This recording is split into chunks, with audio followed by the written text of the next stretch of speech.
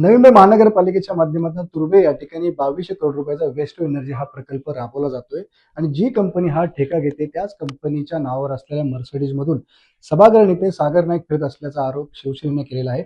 आपल्यावर या ठिकाणी सागर नाईक आहेत. सर, काय म्हणून तुमच्यावरती त्यांनी आरोप केले की कॉन्ट्रॅक्टरच्या गाडीमध्ये तुम्ही फिरत आहात?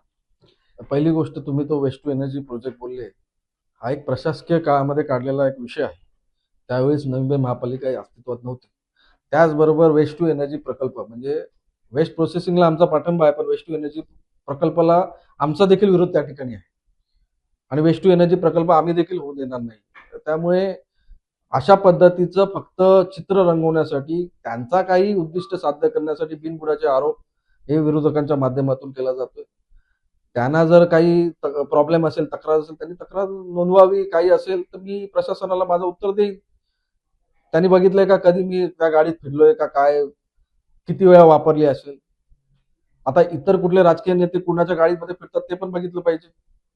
तर अशा पद्धतीने फक्त मुद्दे काही नसताना काहीतरी मुद्दा उपस्थित करावा, काहीतरी भेटलं म्हणून त्या ठिकाणी त्याला महत्व दिल्यासारखं करायचं आणि इरिलेव्हंट गोष्ट जी नवी मुंबईच्या शहराच्या दृष्टीने काहीच त्या ठिकाणी नाही. आता तो जो कॉन्ट्रॅक्टर जे गाडीमध्ये दिसलो असेल, त्या कॉन्ट्रॅक्टरवरती काय भ्रष्टाचाराचा आरोप, तो ब्लॅकलिस्ट आहे का, काय आहे का?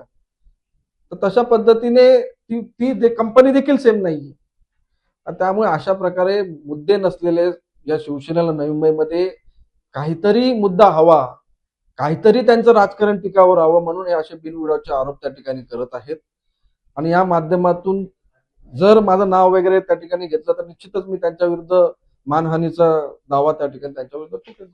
तुमच्याकडून आता सूचक वक्त केलं झालं की त्यांच्याकडेच तर काही गाड्या आहेत त्या इतर लोकांच्या ते वापरतात ना? निश्चितच आता तुम्ही बघू शकता, त्यांचे मोठे मोठे नेते वगैरे असतील, नेत्यांची मुलं देखील असतील जे राजकारणात ऍक्टिव्ह आहेत, त्यांच्या गाड्यात देखील कोणाच्या नावावर त्यांची देखील काही काम काम चालू आहे, ते तरी बघून घ्या.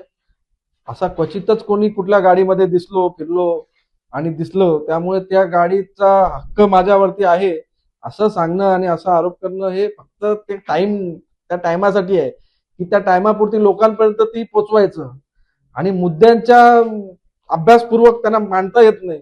त्या मांडणीपूर्वक त्यांनी जर राजकारण केलं असतं तर निश्चितच त्यांचं स्वागत होतं, त्याला मी उत्तर द्यायला बांधील होतं. पण अशा प्रकारे निरर्थक गोष्टीला उत्तर देणं देखील मला आवश्यक वाटत नाही. जर काही त्यांना वाटत असेल त्यांनी यंत्रणेने मी उत्तर देईन.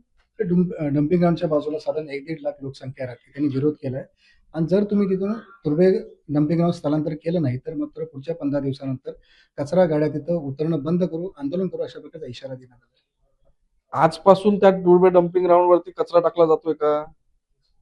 त्या तुर्भे डम्पिंग ग्राउंड वरती अनेक वर्षापासून कचरा टाकला जातो. आजच का तो मुद्दा आला? या तुर्भे डम्पिंग ग्राउंडचा टेंडर होऊन वर्ष उलटलेलं आहे. जेव्हा टेंडर आला तेव्हाच त्या ठिकाणी आंदोलन करायला पाहिजे होते की हा टेंडर रद्द करा.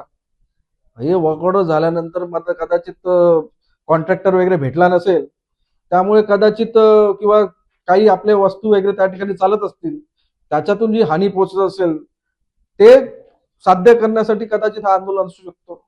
आणि ज्या पद्धतीने मी बघितलेलं आहे त्या वेस्ट टू एनर्जीला तर आमचा विरोध असणार आहे. त्यामुळे कुठल्याही प्रकारचं एमिशन व्हावं ही आमची देखील इच्छा नाही. हा एमिशन लेस प्रोजेक्ट असल्यामुळे त्या ठिकाणी कोणाला त्रास व्हायचं, कोणाला त्रास करून घ्यायचा प्रश्नच उद्भवत नाही. नक्कीच आपण पाहतो की अशा प्रकारची कुठलीही गाडी आपल्याला गिफ्ट दिल्या नसल्याचा या ठिकाणी दावा सागर नाईकांनी केलेला आहे आणि क्वचित जर त्या गाडीत दिसला असेल याचा अर्थ आपण कॉन्ट्रॅक्टरला मदत केलेली नाहीये अशा प्रकारचं स्पष्टीकरण त्यांच्याकडून देण्यात आलेलं आहे. विनायक पटेल, एबीपी माझा, नवी मुंबई.